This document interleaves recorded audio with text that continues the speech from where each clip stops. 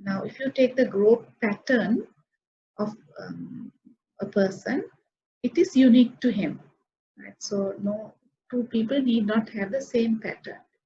And also different tissues show different rates and types of maturation. For example, brain growth is almost complete by 2 years, but development continues till 18 years of age. Whereas the physical somatic growth will go on till the epiphyses are closed. The epiphysis closes at 18 years in girls and 21 years in boys, right? Gonads start developing during the pubertal period. So this is a picture to show you the brain development. So you can see this is the birth. 0 is the birth, and certain things start developing before the continue even after the after birth. So, for example, let us see this red line. Higher cognitive function is the one which takes a bigger curve, and it can go up to 16 years or even 20 years. So that higher cognitive, like there's a prefrontal involved in the prefrontal cortex, right? Then language development. We can see that language. Even this language, you can say it starts before 2 months of before birth, right? So that is why they say language, we have to have a proper environment for the baby's language to develop. So they say even in the uterus, baby can hear, baby can taste, and baby can feel. Therefore, language starts developing, and then language curve up to by the age of 6-7 years, child will be able to speak a proper language. In seeing and hearing, the auditory and visual cortex, again, you can see it is maturing during this childhood age, right? So a baby at birth has a poor visual acuity or poor vision, and then it improves.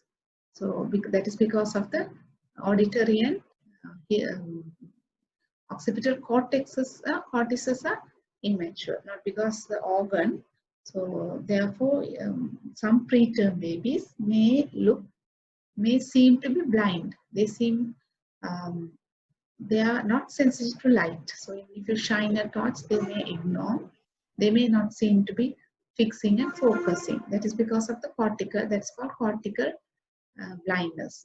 So some babies who have undergone asphyxia or some brain damage, they may show cortical blindness. The eye is good, but the baby can't see because the occipital cortex has stopped maturing. Then you see here this top line, experience-dependent synaptic formation. That's even though the number of neurons don't change, the synapses and our learning experiences continue till the death at 70 years or something, right? And then one interesting phenomenon is the neurogenesis in the hippocampus. So hippocampus is a part of the limbic system in the brain, and they have found that neurogenesis, new nerve cells are formed even in the adults in the hippocampus. So that is something new. It's not a pediatric thing, right? So here what we find is the 28 days of conception, how primitive the neural cord, neural tube looks. Then it's gradually developing, and at the time of birth, how complex it looks, right? Similarly, a smooth brain maybe at the gestation age of 6 months or something, and here you can see very complex brain with gyri and sulci, right? And this is a picture to show you the development of different organ systems, right? So here you can see brain growth. We already saw the total number of brain cells and everything we develop by 2 years, and then after that synapses, etc. Somatic growth goes up till 12, maybe 18 years. And this is an interesting one. Lymphoid tissue It peaks in 18 years and it actually shrinks, right? It shrinks.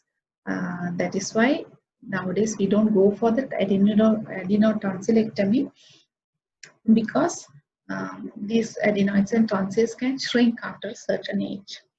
So they can cause upper airway obstruction. So that is why they sometimes need some intervention to remove them.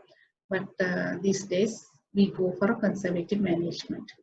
And gonadal growth, we know it's like quiescent till puberty and then it grows, right? So lymphoid is the only one which shrinks.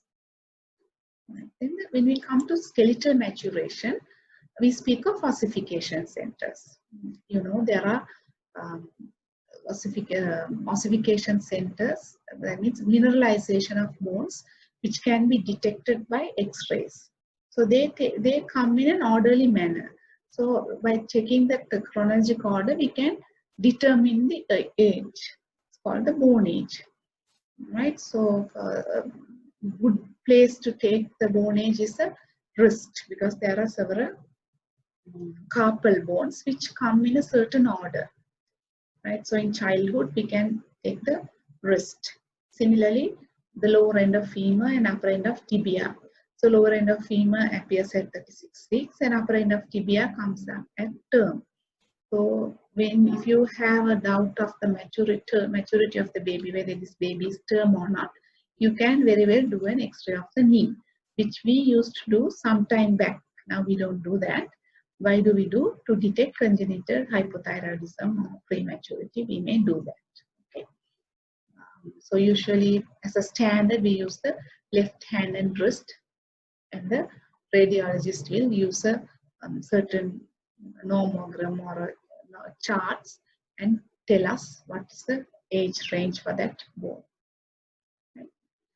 When we take assessment of growth, we speak of parameters and indices. Now, what are parameters? Parameters are things which we measure and find out. What are they? Weight, height, head circumference, mid-arm circumference, skin fold thickness. All these things are parameters.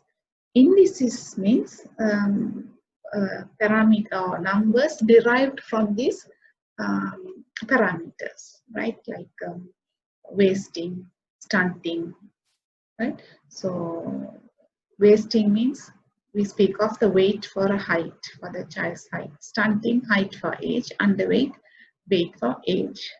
And body mass index is another index which we know.